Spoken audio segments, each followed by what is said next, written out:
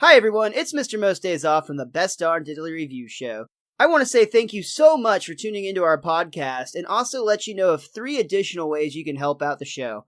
First, you can find and buy our merchandise at tpublic.com/bestdarndiddly. You can also support our sponsors popthreads.com for all your other t-shirt needs and use our discount code Simpsons at checkout. And finally, you can find us on patreon.com. Thank you again so much for listening to the Best Darn Diddly Review Show. And please enjoy this week's podcast.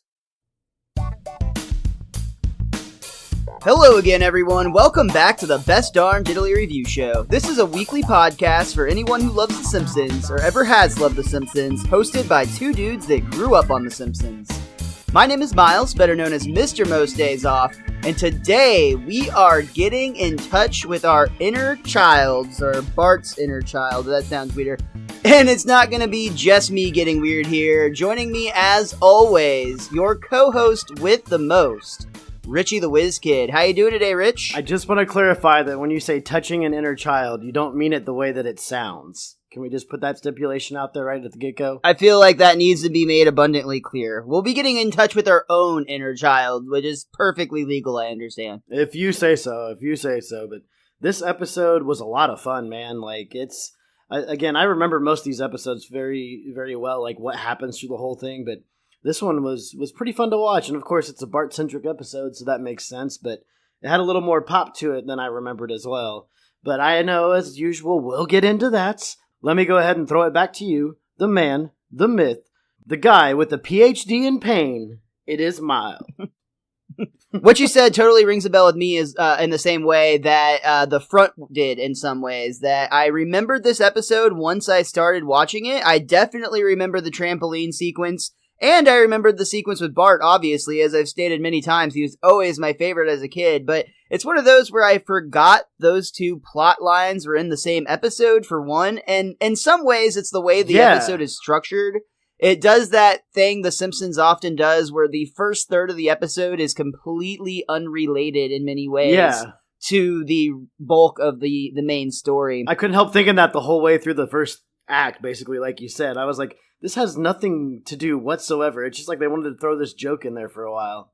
The only thing you can even argue slightly in my mind is that Homer and some of the other adults, I guess, are being childlike in nature when they're playing with a trampoline to begin with, but I'm totally admitting that's a stretch. Yeah, I wrote that down as one of my notes. Is the point of the episode is they want people to act more like Bart, but I made a note specifically that Homer already is acting a lot like Bart in the very beginning, which kind of plays into Lisa's point in the episode where he's just selling you quick and easy answers.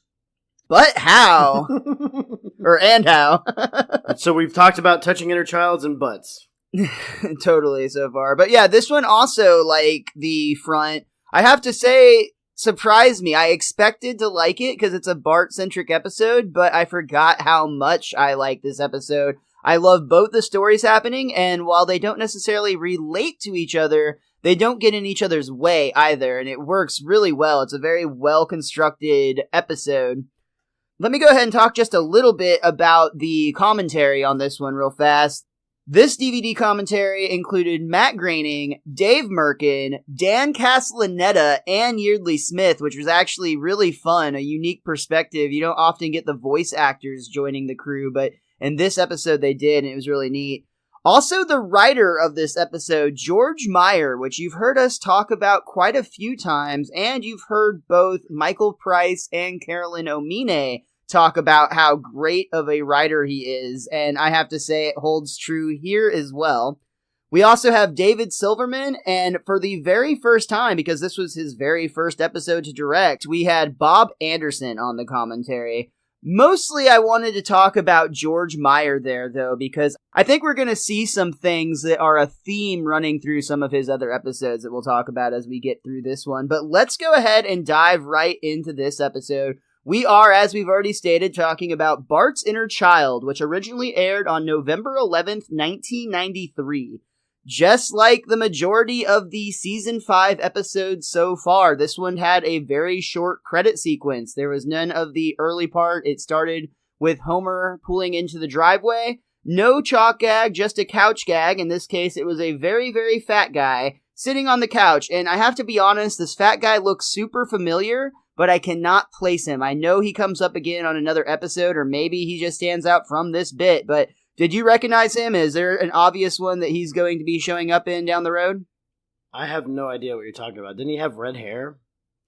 So maybe I'm just completely making this up, or maybe I just remember this couch gag from when I was younger and it implanted on my mind for some reason. But to me, it was a very familiar... You've been incepted, sir. I've been incepted. Hey, if you know who the fuck this looks like and you're listening, maybe you can let us know at Best Darn Diddly on Twitter and Instagram. But the guy looked very familiar to me. He was fat enough that he took up the entire couch, but the Simpsons still tried to squeeze in. We open up at the Simpsons breakfast table where Bart is making faces at Lisa and he won't quit. So finally Lisa tells her mom about Bart making faces and Marge tells Bart stop that and asks Homer to speak to him about it. Unfortunately, Homer is doing the exact same thing, making faces at the dog and cat in this case. And he even goes on to say, ha ha, stupid animals. It's a great, great moment. I always love it when they do that with Bart and Homer or just any of the kids in Homer, where they have them mimic each other, which they've been using that quite a bit, even from the beginning of the show. True, and it's like we talked about a moment ago, where it's the apple does not fall far from the tree with Bart and Homer, and it's very, very clear here, as it will be a lot of times throughout at least this season so far, and I'm pretty sure that's been a running theme for a while that we've been talking about. Bring on the trambopoline. Homer goes on to look through the free section of the newspaper, which seems like it must be a normal thing for Homer to do on the regular, but he gets so excited when he comes across an ad for a free trampoline. Trambopoline! Trambopoline! And he runs out the door. This whole sequence is fantastic because Homer is dead set on getting to this free trampoline. As he's fleeing, Marge actually yells out to him not to bring home any more old crutches, which again, it seems like this must be something Homer does pretty regularly. Or it means that's the only thing that's ever free in the section of the newspaper. And he's just going to take whatever he can get. Not, though, to be fair, later on, he's going to have the opportunity to get quite a large amount of mayonnaise, so it's not the only thing. Yes. I absolutely love the part, though, when a car is backing out of its driveway. Homer takes this as a direct threat, and he actually says, "Oh, no, you don't. That trampoline is mine." And he literally rams into the side of the car, knocking it onto its side as he drives off. He thinks everyone else is unbreakable, remember? That's an interesting clue to your point. I will give you that. I do like that added part to that theory where Homer is unbreakable and therefore doesn't really realize the damage he's doing on others. I think that's a really interesting aspect to that theory. It's a psychological aspect. I do also dig here when Homer does arrive at the address, he rings the doorbell, but instead of a doorbell ringing, he just gets sprayed in the face with water. At first, he gets really frustrated and confused, but then he actually starts to giggle, and he's holding down the doorbell and just letting it spray him in the face while he's laughing. There's a lot of moments in this episode where Homer is so overjoyed and enjoying himself that it's very contagious. Like, you hear him laughing and smiling and having fun, and it just, it warms your soul almost. Like, when he's holding down that doorbell, he's enjoying himself way too much, but it puts a smile on your face. I love those moments. Homer is often very childlike. I know we talked about the concept how he's never portrayed dumber than a dog, but in some ways that often puts him into a more childlike state. And I think this episode does a really good job of showing that off. And maybe that is intentional early on with all the ways that Homer does act, and then the whole point of the episode is to be identifying your inner child. It's kind of a fun parallel to connect early on with this episode, but also throughout the rest of the series. I didn't have a good follow-up to that because, that's the end of the point. That's the end of the paper. Let's just kill this podcast and we're good to go. Well, when the door finally does get answered, it's actually Krusty the Clown, which makes sense with the water spray, and I love this sequence. Hey, that seltzer ain't free. Krusty? That's me. You here for the trampoline? Yeah, what's the deal? Well, I used to use a lot of tumbling in my act, but I'm phasing it out for more dirty limericks. There once was a man named Enos. And I can just haul it away? Free? Yep, it's all yours. I love the dirty limerick just because like your mind goes straight to where it's going. And I love also just how, again, maybe in somewhat childlike manner, Homer completely just skips over it. He doesn't even seem to notice or think about what rhymes with Enos. He's just so focused on getting that trampoline home. And again, he misses the obvious cues where Krusty clearly is knowing bad things are to come from this trampoline for some reason. It's a cursed trampoline, we'll say that much. Mm-hmm. I also enjoy, though, Krusty runs away literally after Homer agrees to take it. He kind of sneaks off, and he's clearly glad to be rid of it. He's even kind of peeking through the blinds to make sure Homer really leaves with it. And Homer does. He's ecstatic to do so. He ties the trampoline to the roof of the car, and the next thing we see, we're actually in Bart's room, and Bart's playing with Santa's little helper, and all of a sudden, just briefly in the window, you see Homer appear. Hi, son. Bounce. Hi, son. Bounce. Hi, son.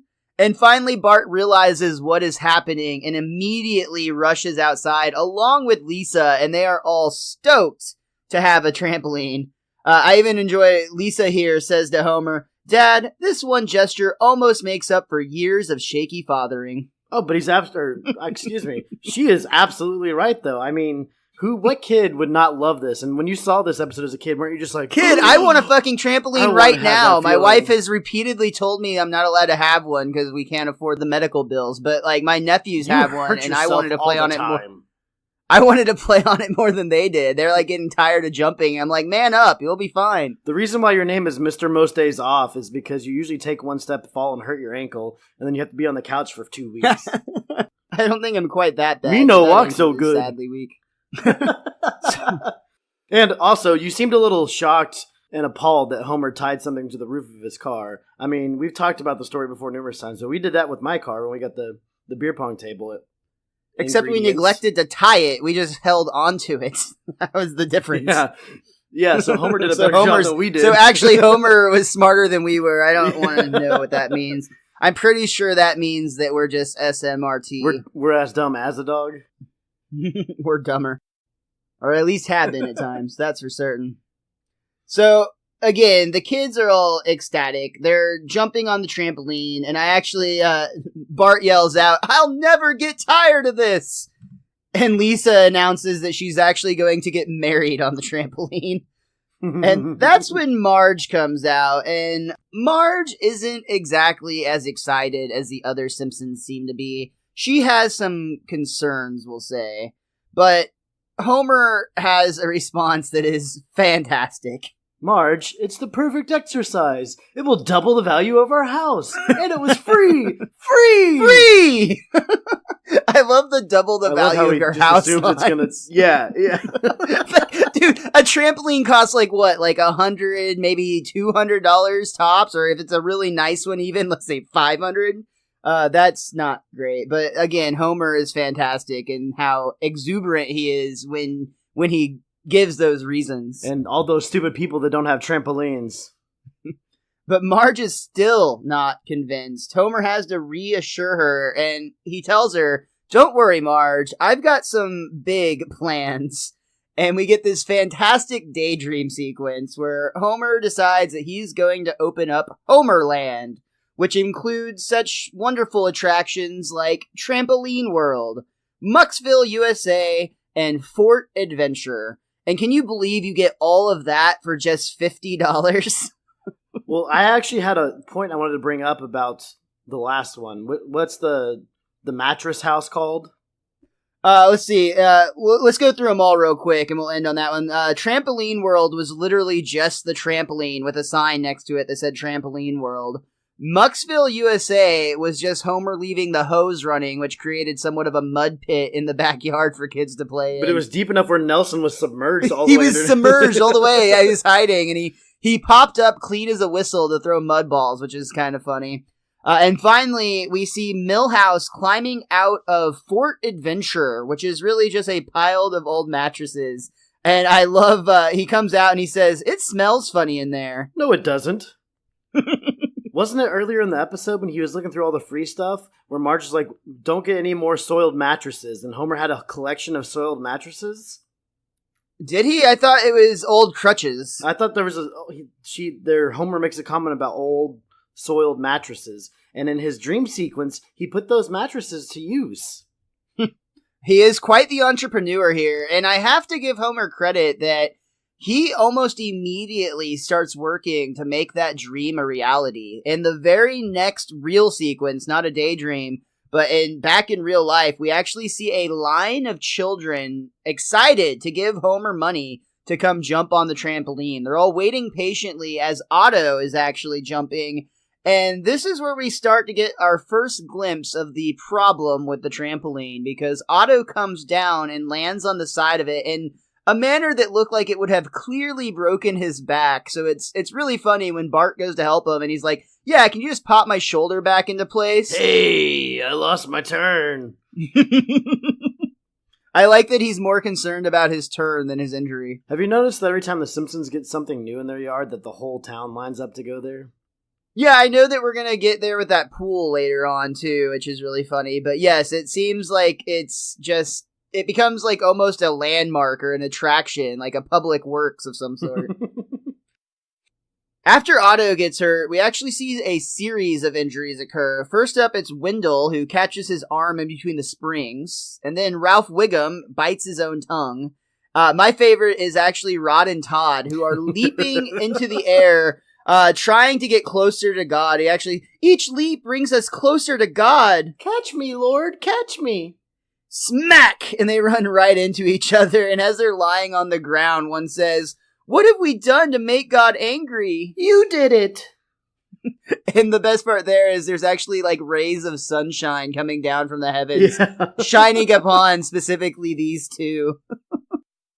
And finally, we see Milhouse actually like ducking and covering on the trampoline. He's crying out that he's hurt. And Homer has a great line here. Kids. Once you get hurt, move aside and let the other people jump. Homer, this is terrible. Okay, I'll take care of it. And then we see in the next sequence, Homer is hammering a caution sign next to the trampoline. That's his solution for this problem. But as the camera, I guess as the scene shifts across the yard, you just see this this layout of dozens and dozens of kids. It actually reminded me of the Jonestown, or I think it was Jim Jones who did the Kool-Aid, everyone who drank the Kool-Aid, and then you just saw all these bodies laid out across the field. That's essentially what the Simpsons backyard looked like, and it was actually Yeardley Smith in the commentary. Is really funny here. As they panned across all these injured children, she's like, wow, I never realized our yard was so big. Well, according to my guidebook, The Simpsons: A Complete Guide to Our Favorite Family, this is actually a movie moment from Gone with the Wind, where all the soldiers are laying on the field. Oh, see, I kept reading during my research that there was a Gone in the Wind homage in this, and I honestly did not know that this was it, because I haven't seen that movie. Isn't it like 3 hours, or am I thinking of the other old movie that's 3 hours? Frankly, my dear, I just don't give a damn. Here's looking at you, kid. See, we literally just covered the only important part of that whole movie, and I think that was Casablanca, actually, so yeah, I'm not even certain if I fucked that up or not, but either way, my point Close is... Close enough, they're both confused. That's like the other 3 hour movie I was talking about. Yeah, that's the same film. I'm sure we're going to get annihilated on Twitter for that, because they're like both critically acclaimed classics, but yeah. If you liked our review of Citizen Kane, wait till you hear Casablanca, also known as Gone with the Wind. Oh shit, we'll have to make one of our Patreon goals that if we get that high, we're just going to make that fucking high, because that's going to suck, but we should have to review those movies as like a bonus podcast. All the ones that we talk about disliking so much. That would be a fun little gimmick. Yeah, that could be a good time. But let's get back to this. Or we have to finish the limerick. There once was a man named Enos. That's going to be really hard to finish without going in very specific direction.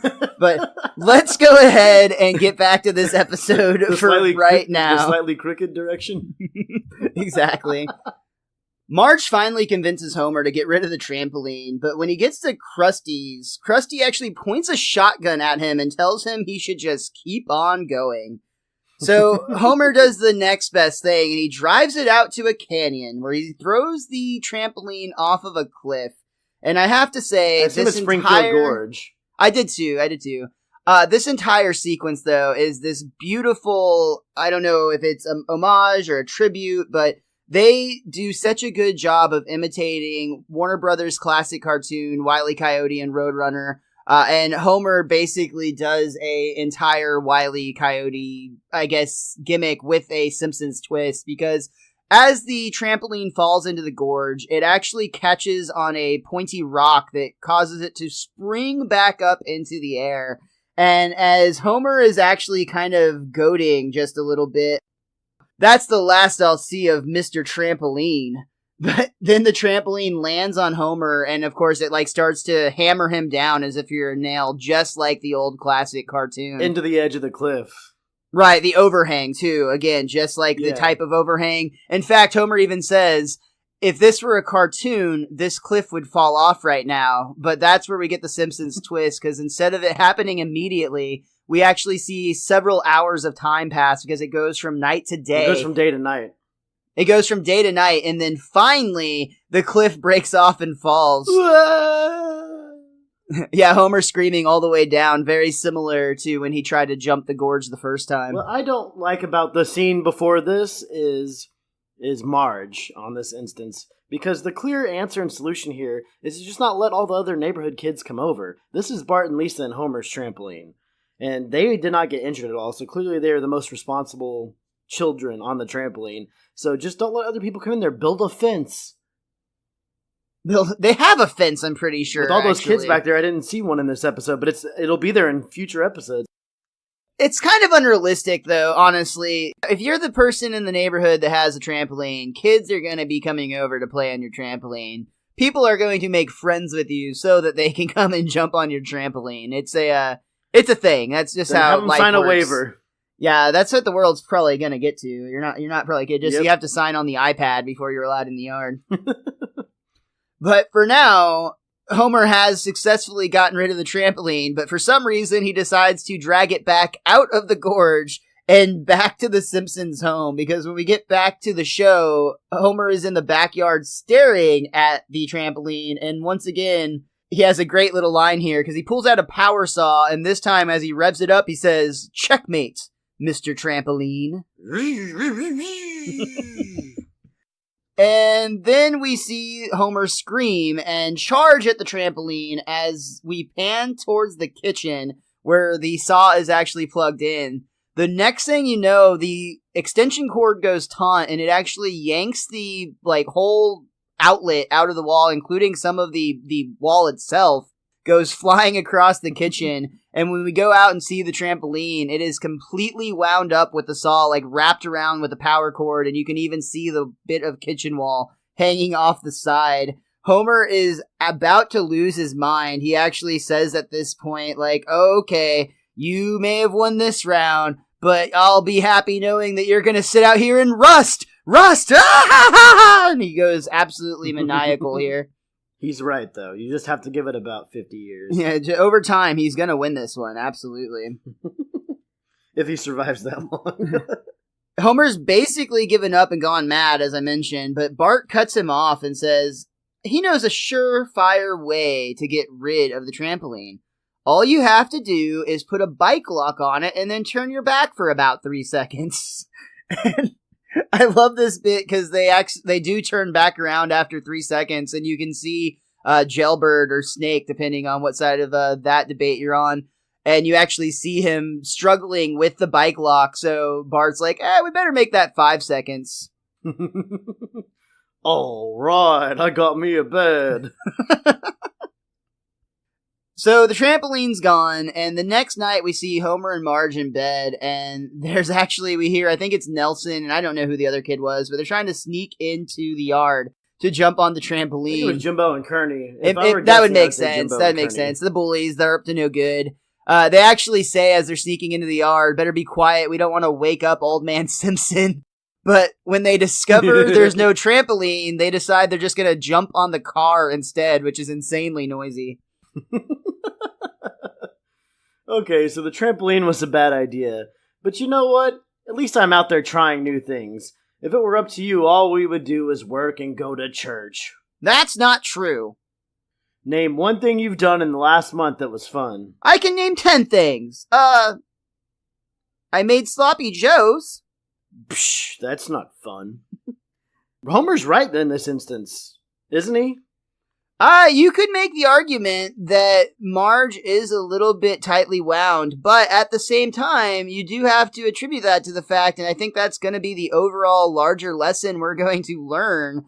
You have to have people that counter out others in terms of like the whole adulting world. I mean, there are people that have to keep up certain responsibilities, and without Marge, we've already seen from past episodes that family would absolutely fall apart. So, yes, I think it's fair to say that Marge could loosen up just a little bit, but I also think it's equally fair to say that she would have an easier time doing that if Homer wasn't taking up so much. He's taking an unfair portion of the irresponsibility in that relationship.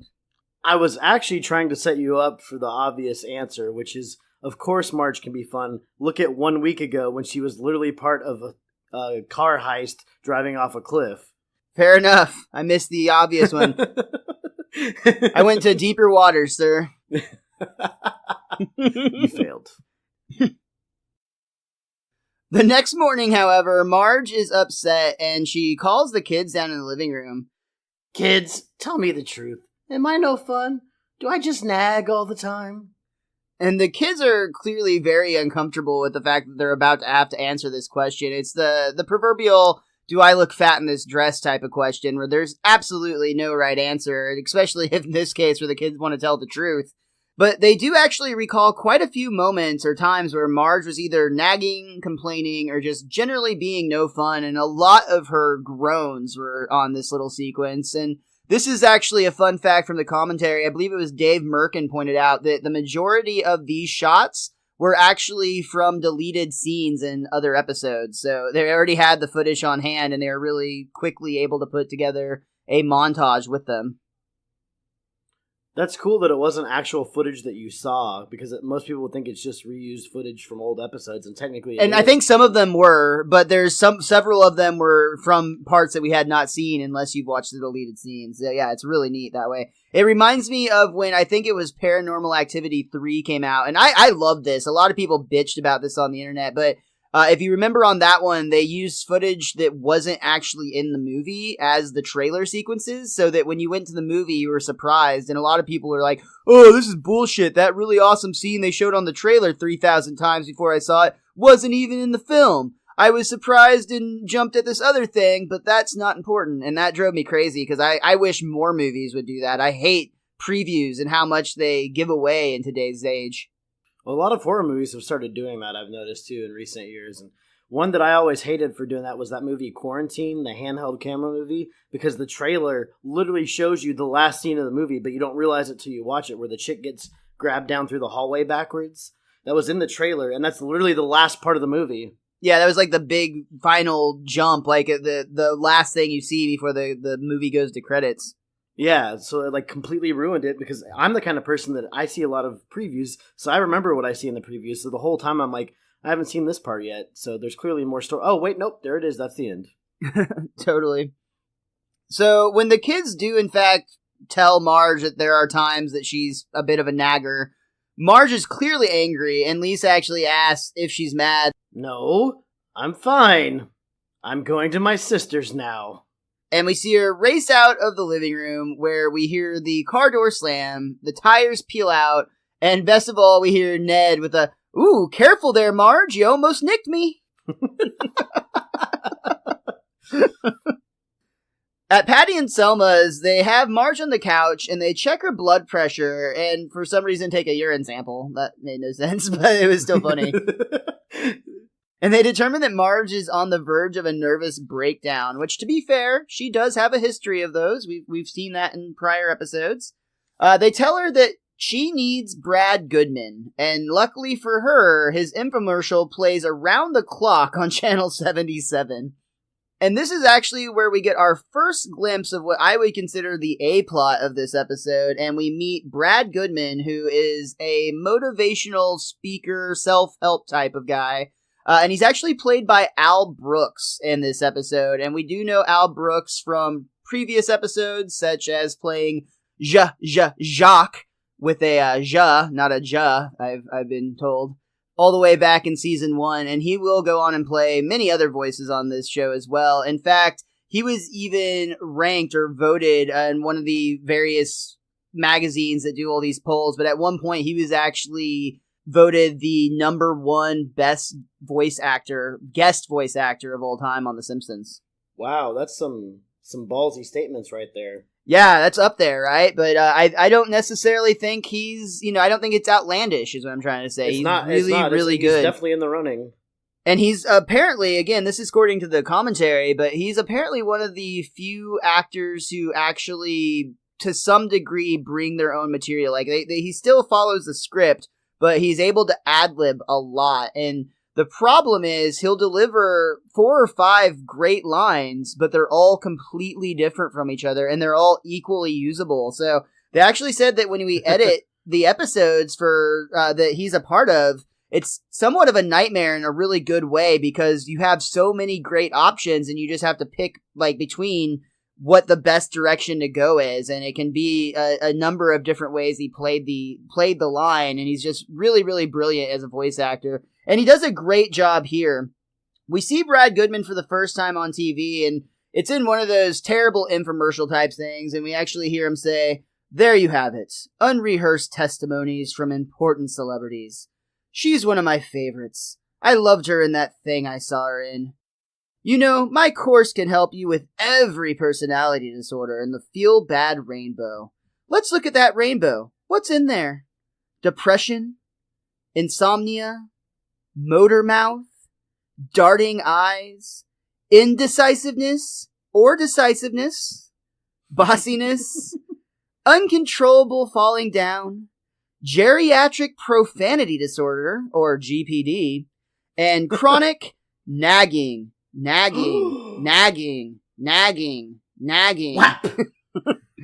Sorry, it does that sometimes. It pans out and you can see that it was Selma smacking the side of the TV that had gotten stuck. But, of course, this part spoke directly to what Marge was going through.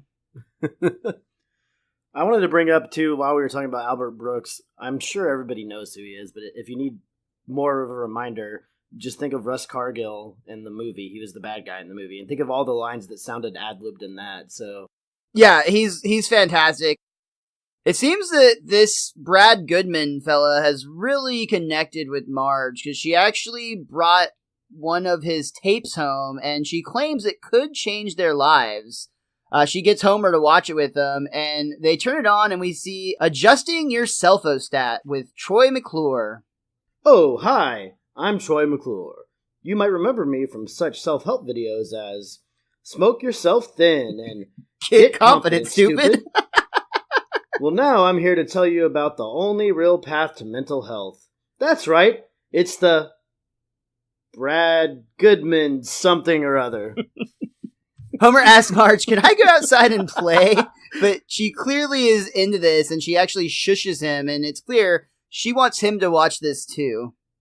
A few months ago, I was a washed-up actor with a drinking problem. Then Brad Goodman came along and gave me this job and a can of fortified wine.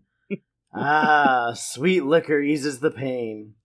And now I want to introduce the man that puts you in improvement, Brad Goodman. Thank you so much, Troy. And by the way, I'm not happy you're still drinking, but at least you're down to 1 from more than 50.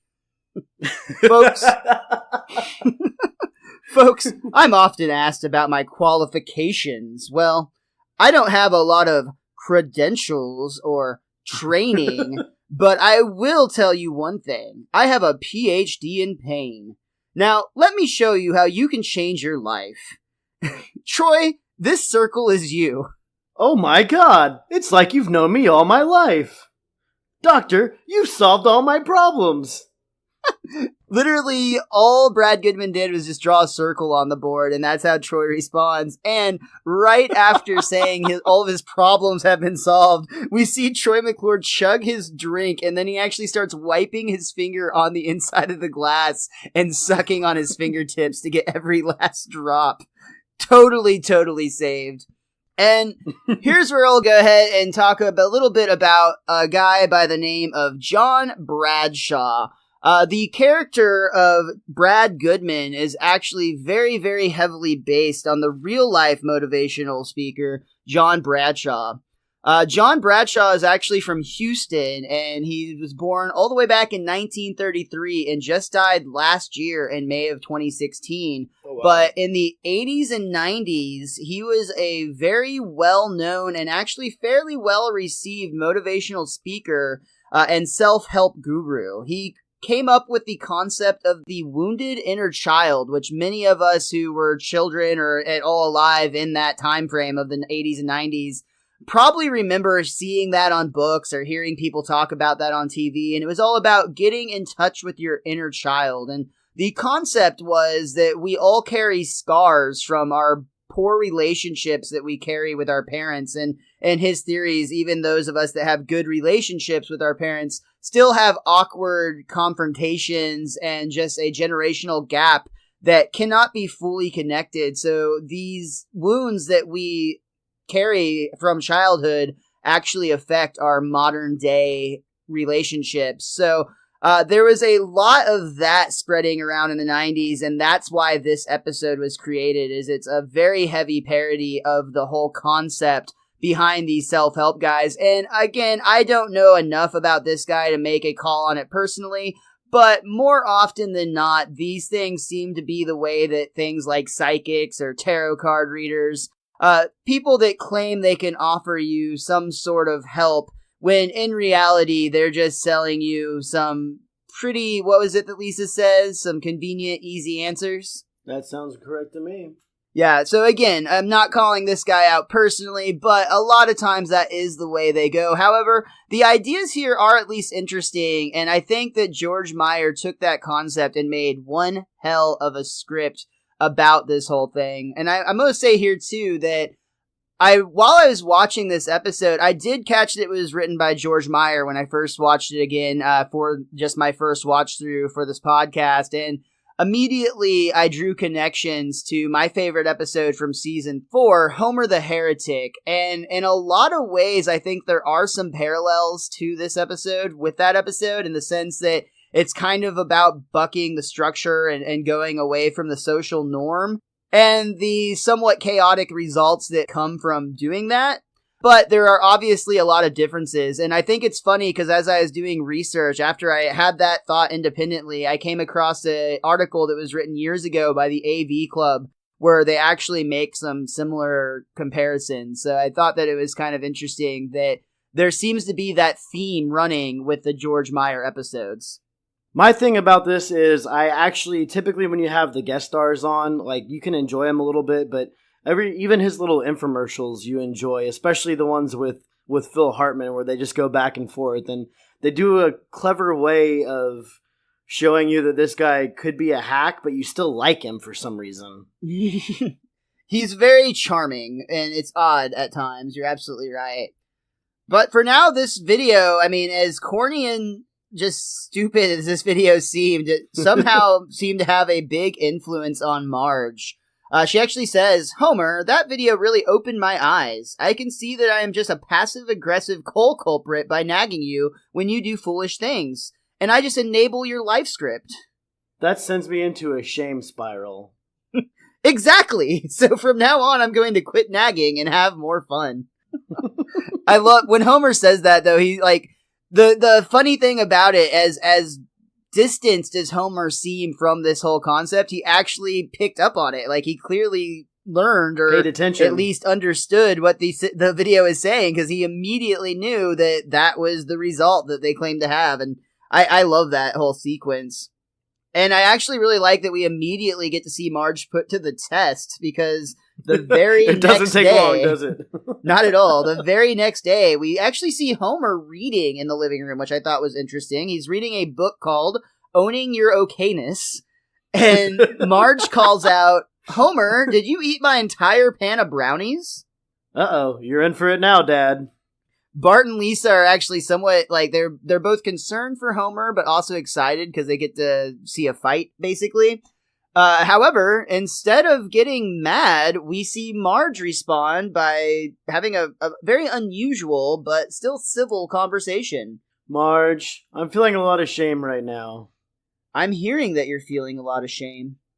And I feel that you hear my shame. I'm feeling annoyance and frustration, but also tolerance. I feel validated by that. Good. I'm glad we had this talk. Me too. And Bart and Lisa are just seriously like, what the fuck just happened? They're completely baffled by this whole interaction. So the next morning, we see that Homer is back to his apparently usual activity in the morning of scouring through the free section of the newspaper. And that's when he gets very excited when there's an ad for a free surplus of drums of mayonnaise from Operation Desert Storm. Marge is actually really excited too, which is surprising, but then we learn it's not because of the mayo, but there's actually an ad showing that Brad Goodman is coming to town. But Marge, you and I are fine now. Who needs Brad Goodman? And then we once again pan across the kitchen to see Bart has stuck in one of the legs of a wooden chair down into the garbage disposal, and he's riding it as if he were a cowboy at a rodeo. So, of course, after seeing that, the Simpsons are off to the community center to see Brad Goodman, and I love this whole joke here. This is great. In case it wasn't clear, we get some great exposition by Homer when he says, "Here we are at the Brad Goodman lecture." We know, Dad. Well, I just thought I'd remind everybody. After all, we did agree to attend a self-help seminar. What an odd thing to say. They did this one other time a few episodes back where they had to give exposition for a scene where it's like, we know, we've been in the car the whole time. And it's so funny. I love it. They do a bunch of these. I think we talked about, it may have been just last week, or no, it was Homer Goes to College. It was a few weeks ago now, but the one where they're talking, the dean and the president of the United States are talking, and the president is like, "Now you know I'm the president of the United States." It's just the worst exposition, but they go so over the top with it that it becomes very, very funny. Once we get inside this convention center, we see that everyone in Springfield has come to get advice from Brad Goodman, and Brad Goodman actually just tells everybody out loud, "Go ahead and tell me what's troubling you." "I have problems maintaining a relationship." "I'm too nice." "I have problems with..." "I'm always interrupting people." When he pops up, it just completely cuts off a poo. I love that Burns is like, "I'm too nice." Yeah. That seems to be a constant worry for him, so I like that that's reoccurring in his character. And we see that Brad Goodman is up on stage, and he actually just shushes them all down and is like, "Let's try something interesting. There's no trick to it. It's just a simple trick." And he asks all of the audience to listen to their inner child. And we kind of pan through the crowd a little bit, and we actually get to see some of Springfield's residents hear from their inner child. Ned is up first, and I love it in a very just upbeat, positive way. "Stay the course, Big Ned. You're doing super." Then we get Homer's where it goes, "Food goes in here." And then Homer says, It sure does." And Mo is actually really funny here, too, because apparently Mo has an accent that he's lost, because his inner child says, "What's the matter? You no talk with your accent no more." "Mamma mia!" "Mamma mia!" You know what struck me as odd in this whole scene? I don't know if you noticed it as well. Hans Moleman is black again through this entire scene. Oh, I didn't catch that at all, no. And the first time I saw it, I thought maybe they were reusing old footage from season 1. But they come back to the audience a couple times, and it's clearly new footage, and he's black every time. That's awesome. Up next, Brad Goodman calls Principal Skinner on the stage, and he actually has a dummy up there, and he tells him, "I want you to pretend this is your mother." "I'm annoyed with you, Mother. Not just annoyed, angry. I'm a grown man now, and I can run my own life." And then, the worst part, though, Skinner actually has to go back in the crowd and sit down next to his mother. "We're still going antiquing on Saturday, right, Mother?" And that's when Brad Goodman starts talking about how we're always trying to please others. And we need to remember that as soon as you're not a human being, you're a human doing. And what comes after that? A human going! And Bart yells out in the crowd and actually starts to walk away, which is a great answer. And Brad Goodman loves it too, actually. He calls Bart on stage and he embraces Bart's rebellious attitude. He asks Bart what made him act out like that, and Bart again has a great answer. He just says, I do what I feel like. And again, Brad Goodman embraces this statement, and he in fact declares that Bart is the inner child everyone should be searching for within themselves.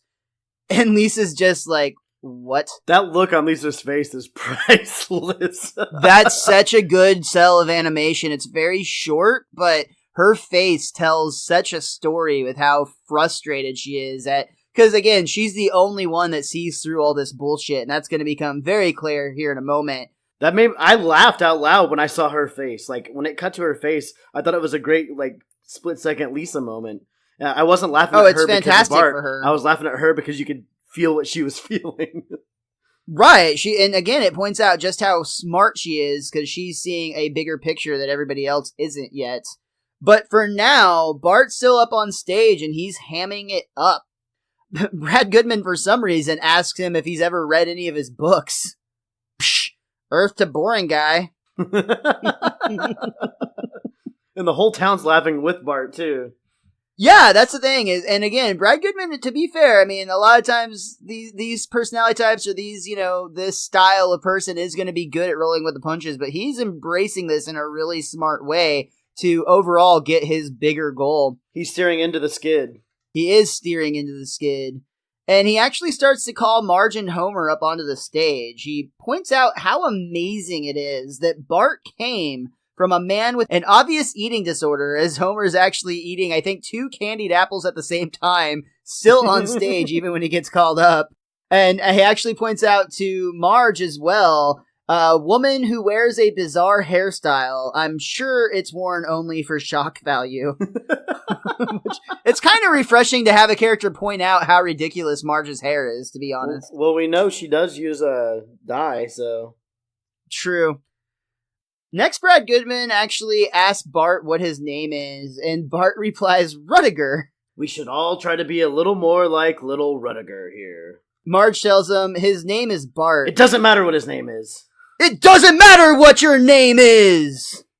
Cheap pop. What's important is this little lad has a fully developed ego integrity with well-defined boundaries.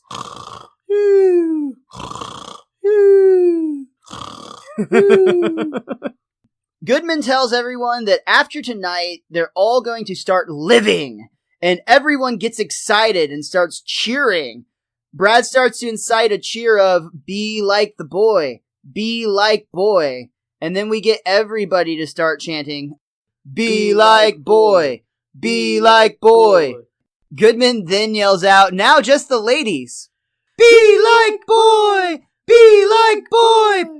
And then finally Goodman's like, and now just the seniors in the back. We like Roy! We like Roy!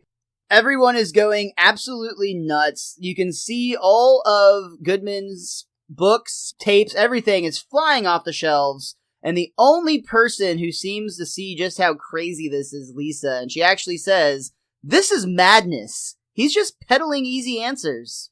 And how?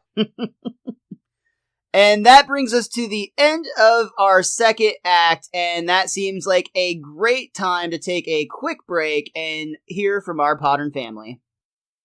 Hey Nick, who would win in a fight between a dragon and a toaster? Oh, definitely a toaster. What? A toaster beating a dragon? Toasters can get really hot. Dragons breathe fire. Metal's immune to fire. Everybody knows that. Besides, if you put a toaster in a puddle of water, it'll shock you to death. Dude, dragons can fly. I think you'll be fine. One bite, your toaster's done. Toasters are metal. We went over this. Extremely high defense, admittedly low attack. See, dragon's just the opposite. High attack, low defense. Let's take this to the simulation station. To see how this and other battles end, head over to mythingcanbeatyourthing.com. You can find us on Twitter at ThingBeatsThing and email us your ideas at mythingcanbeatyourthing@gmail.com. Tune in every Monday for battles you'll have to hear to believe. And now it's time for our favorite part of the show. What's that say? Ads and sponsorship. Ugh, this is gonna be a real nightmare. Okay, what do you got for me? Patreon.com? What the hell is that? And they just give us money for it? Oh, if only we had that around in the 70s. Make sure you ask your mommies and daddies to send money to Best Darn Diddly at patreon.com so they can drive a dump truck full of money up to our houses. Uh-oh, I said the loud part quiet and the quiet part loud. So when we get back to the show, we're in the Simpsons home and we see Kent Brockman's on the TV. A new mood is in the air in Springfield, as refreshing as a pre-moistened towelette. Folks are finally accepting their feelings and really communicating without holding back. And this reporter thinks it's about beep time. Of course, all these good vibes can be traced to one feisty little scamp who taught us that it feels good to do it. And Kent Brockman just grabs 2 cans of whipped cream and starts spraying them into his mouth on the air. Lise, today I am a god. Is that why you're sitting on an ice cream sandwich? Ugh. And there's actually some more great animation here because we can see Santa's little helper licking the ice cream sandwich off of Bart's butt. Getting in touch with his inner child. Oh. Yeah. We're getting real personal today. That was a dirty joke. I almost feel bad about that one. Said almost. Was it dirty because the ice cream sandwich is on his butt? No, but it seems like a good reason to go to church. So we'll get there on Sunday, where Reverend Lovejoy decides that instead of giving a boring old sermon, he's going to take a page from the book of Bart and do something he's always wanted to do. He actually kicks the organ player off of the organ so he can try to jam, but he keeps messing up, and it's just one of those classics like, nope, wait, I almost got this. Hold on, wait, I can do this. And he gets about 3 seconds into a song and then just keeps crashing and burning. It's like when you're around a campfire and the dude's trying to start playing his guitar and keeps screwing it up every 5 seconds. Like, no, I'm almost there. It's exactly like that. And it's way so worse annoying when it's a song you actually like and they're trying to cover. But yeah, at least in this case, that didn't seem to be what was going on. But Bart did seem visibly annoyed by this. The next day in Bart's classroom, Mrs. Krabappel is asking the class, or saying, that the wireless was an invention by Guglielmo Marconi. Who can tell me what his first message was? And Bart actually raises his hand, but before he can answer, Milhouse stands up and blurts out, I want to change my name. And everyone starts laughing, and even Mrs. K says, good one, Milhouse. And once again, Bart's visibly annoyed, but tries to raise his hand again. Surprisingly, it actually seems like he knows the answer here and really does legit want to answer. But once again, before he can, Martin jumps up this time. The 10th caller will receive tickets to Supertramp. And once again, everyone just starts bursting out laughing, but Bart's super bummed, and he kind of mutters, everyone's a comedian. This whole inner child thing is backfiring just a bit. I like the fact that, in all actuality, Bart is actually still Bart and being the same character. He's actually rebelling against what everyone else is doing by trying to be the straight edge student. He still stays true to himself. Yeah, exactly. Like he is always the rebel, as it said, and while everyone else is rebelling, he's doing the opposite. So I thought that was like a clever choice, and obviously I don't think in this instance it's necessarily intentional, but it kind of feels like it is. Maybe I'm just reading too much into it. I think George Meyer is just a really smart fucking dude, man, because there seems to be a lot of connections. Like, it could just be coincidence or, a fun accident, but it seems like a lot of these ideas are implanted early and often enough that it seems intentional. I think you're totally right there. Well, thank you, sir. For now, though, Bart is actually getting really bummed because while he's staying true to himself in the rebellious sense, it's also causing him to feel like he's falling out of touch with himself, essentially. So he decides he's going to go do one of his favorite activities to cheer himself up, and he's going to go do some spitting off of the overpass. Excellent. Unfortunately, the bridge is already full of just about everyone in Springfield, it would seem. Who's driving the cars? They were all doing that very thing already. They're all spitting off the overpass. I would not want to go anywhere near that bridge because it would be like raining spit the entire time. Unless you're out of, like, windshield wiper fluid or something. Oh, yikes. It gets bad enough that when Bart gets home, he actually confides in Lisa and asks, why does this suck so much? Lisa explains, it's simple. You've defined yourself as a rebel, and in the absence of a repressive milieu, your societal niche has become co-opted. I see. Ever since that self-help guy came to town, you've lost your identity, you've fallen through the cracks of our quick fix, 1 hour photo, instant oatmeal society. What's the answer? Well, this is your chance to develop a new and better identity. May I suggest a good-natured doormat? Sounds good, sis. Just tell me what to do. That's so quick. The transformation instantaneous. Is immediate. And it's one of those where, like, you don't necessarily get that joke when you're younger, too. So, oh, God, no. Not at all. Absolutely great moment. Really funny. And next we see Kent Brockman is back on the air announcing the first annual Do What You Feel festival, starting on Saturday at whatever time you feel like showing up. It's going to be a welcome change from the Do What We Say festival that was started by the German settlers in 1946. And when we get to the festival, we see groundskeeper Willie behind the podium giving a speech. If elected mayor, my first act will be to kill the whole lot of you and burn the town to cinders. Your mic's on. I know it's on. I gotta work on my Willie. We also see...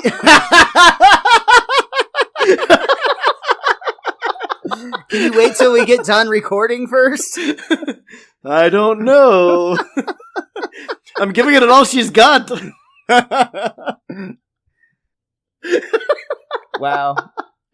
So while you're fixing your Willy or working on your Willy, Otto is actually running the parking lot, which is free of charge, but he's just telling everyone to park wherever they want. And it's turning the parking lot into a complete and total clusterfuck. It looks more like a destruction derby event than it does an actual parking venue. But despite all the traffic carnage, everybody seems to be having a great time at the festival. Even Mr. Burns is having fun. I feel like such a free spirit, and I'm really enjoying the so-called iced cream. And Smithers is there too, of course. In the spirit of this festival, sir, I just want to tell you that I love you. Hmm? In those colors. And then Smithers turns away, clearly disappointed, and he's like, what was I thinking? The boathouse was the time!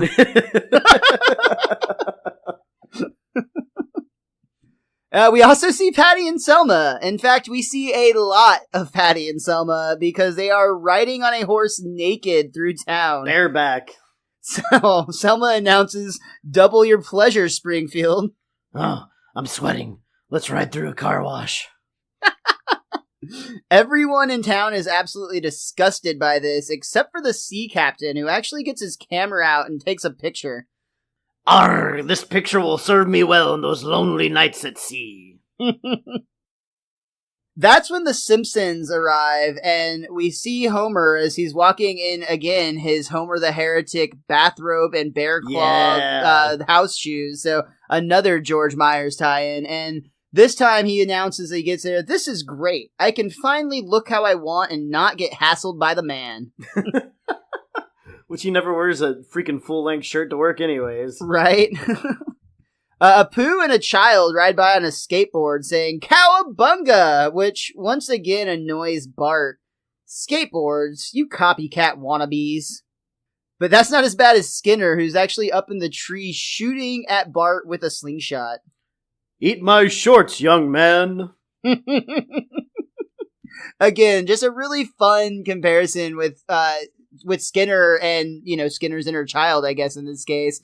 It's really fun, though, to see the authoritarian figure completely flipped on its end. But once again, absolutely driving Bart insane. But the festival is off to a pretty good start nonetheless, and Quimby has got a nice speech to welcome everyone. Good afternoon, and welcome to Do What You Feel Festival. By the way, this young lady is not my wife, but I am sleeping with her.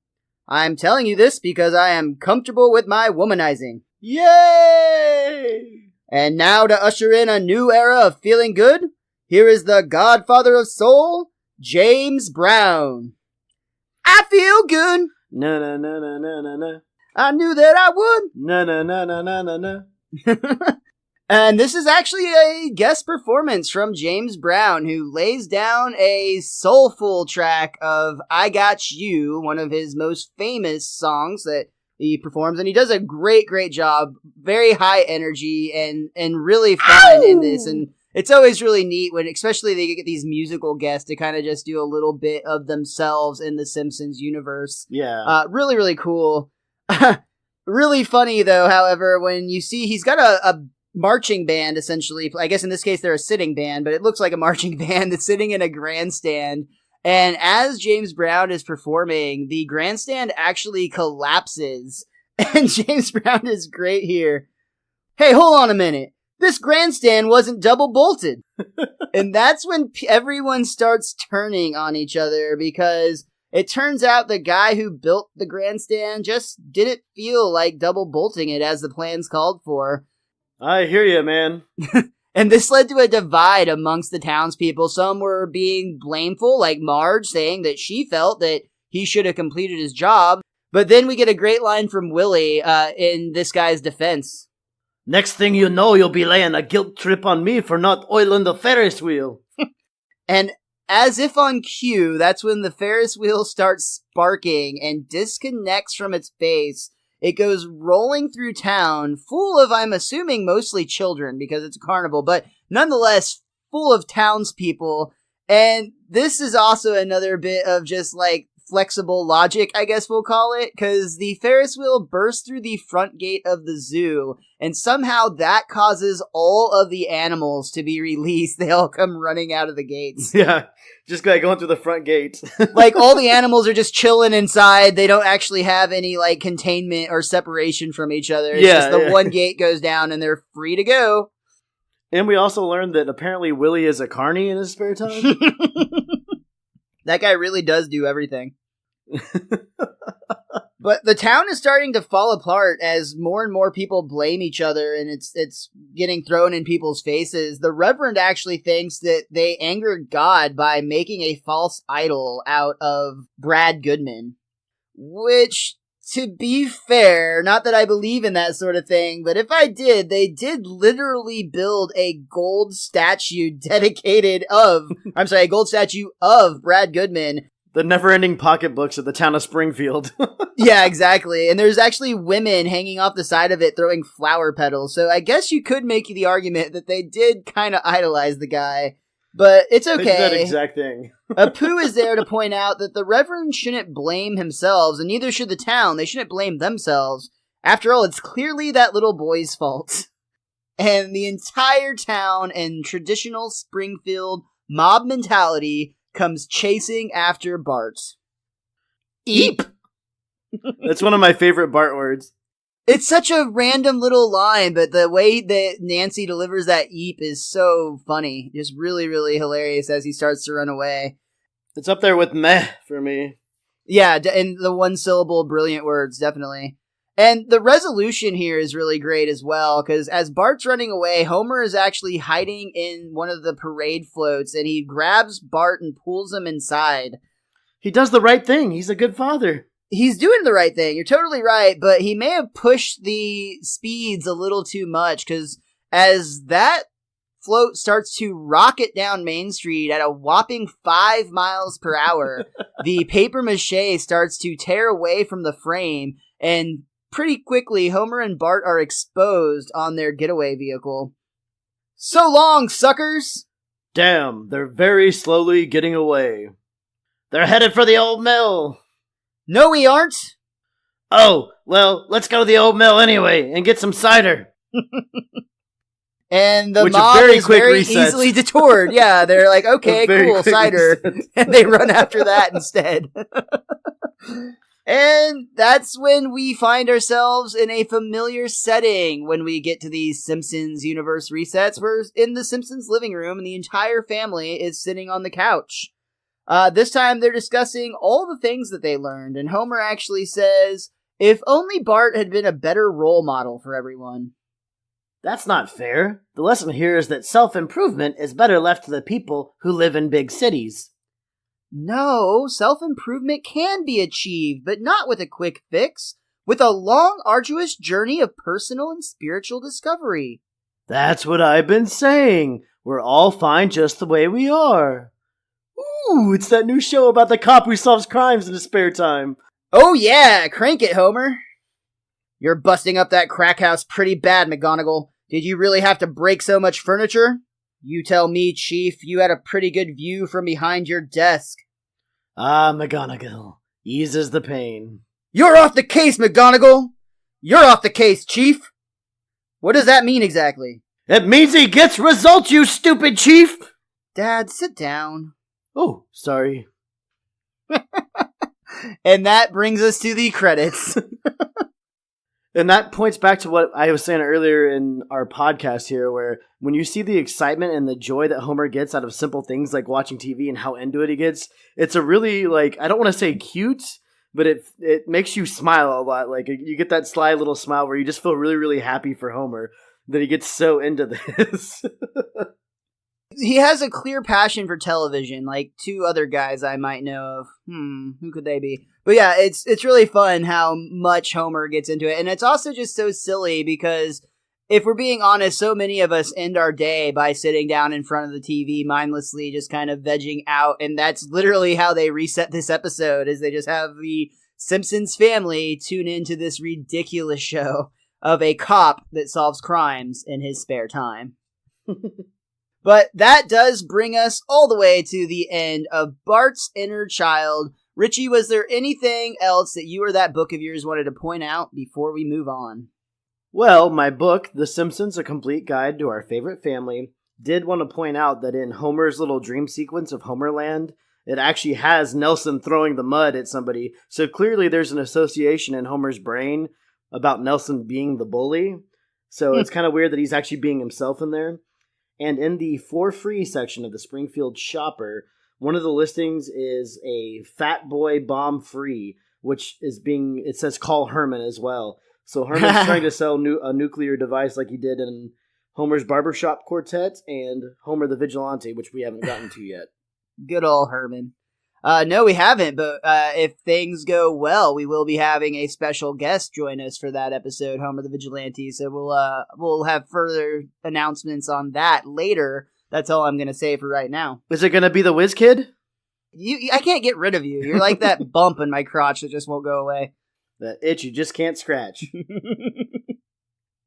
The only thing I want to talk about real quick, and honestly, I can't remember. I know you and I have talked about this before. I can't remember if we've talked about it on the podcast or not, so there may be some repeat, or hey, maybe this will be a fresh idea, or maybe you're new to the podcast since we talked about it, win-win.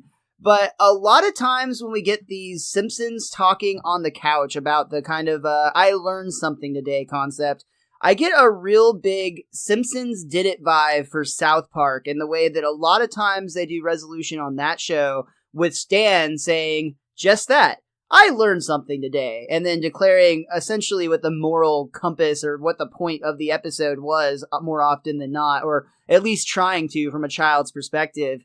And I just get a real similar vibe when we have the Simpsons doing the same thing, and I think that's kind of interesting. Do you get the same correlation there, or am I just completely reaching for nonsense?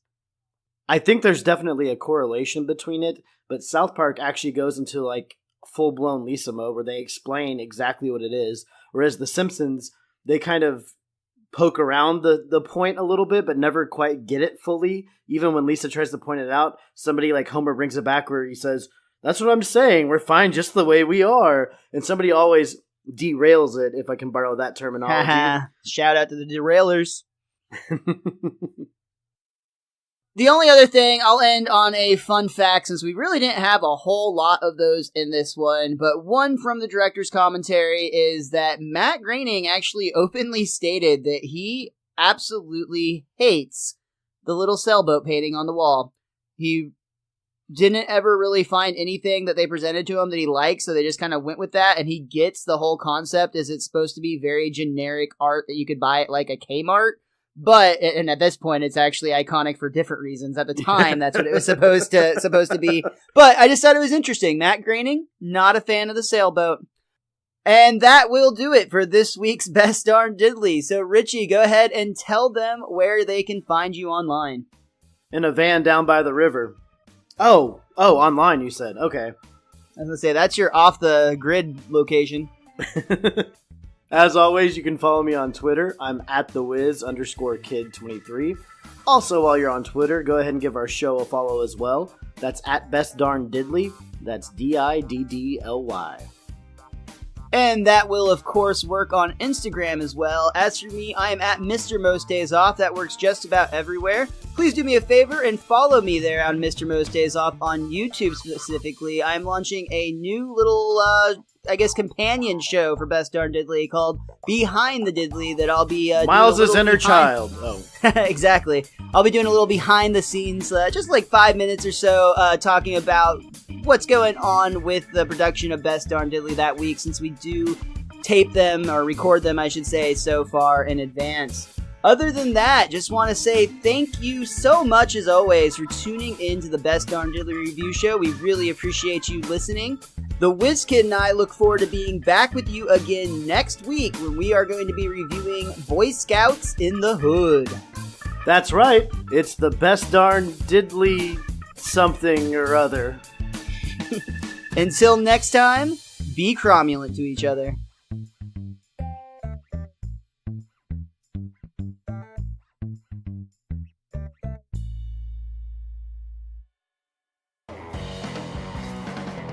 I'm Jay. I'm Bob. And I'm Corey. We are the Cretans Guild. We're a trio of man-children whose friendship predates the Lion King, Green Day's Dookie, the N64, and the Chunnel. We have backgrounds working in television, video games, radio broadcasting, creative writing, and pizza delivery. That's a large cheese, right? On our podcast, Nerd or Not, you'll hear us talk about board games, TV, movies, comics, collectibles, video games, wrestling, theme parks. We even did a segment on pizza.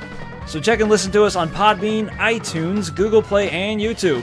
And check out our socials on Twitter and Instagram under Cretans Guild. Welcome to the Guild.